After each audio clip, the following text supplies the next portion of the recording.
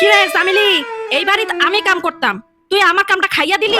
দেখ জরিনা, তোর কাম আমি খাই নাই। তুই 10 দিন অ্যাবসেন্ট ছিলি বইলা আপাই আমারে কামে রাখছে। তুই যে এক নম্বরের চোর, এটা কি আপা জানে?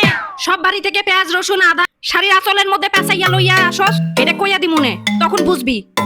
আর তুই আগে যে বাড়িতে কাম করতি, সেই বাড়িতে ম্যাডামের লিপস্টিক, নেল পলিশ, পাউডার, কানের দুল, গলার চেন চুরি করে নিয়ে আইছিলি। এই খবর পুরা বস্তিবাসী জানে।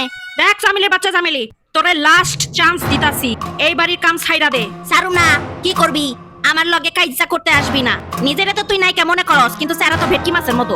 তুই আমারে ভেটকি কইলি, নিজে তো একটা বান্দইরা চেহারা। বেশি কথা কবি না কিন্তু সামিলি, একদম মুখের মধ্যে লাথি দিমু কইলাম। তুই আমারে লাথি দিবি? আয় দেখি তোর কত বড় সাহস, আজকে স্যান্ডেল দিয়া বাইরে মুতরে। এত বড় সাহস তোরে আজকে আমি কি করি দাঁড়া দেখ। ওই ওই ছাড় ছাড় ছাড় বলতেছি তোরে আজকে আমি মাইনা চুল ভালামু। ছাড়, এই এই এই ওই ছাড় ছাড় ছাড় বলতেছি আমি মাইনা ভালামু। চুল ছাড়, চুল ছাড়। এই এই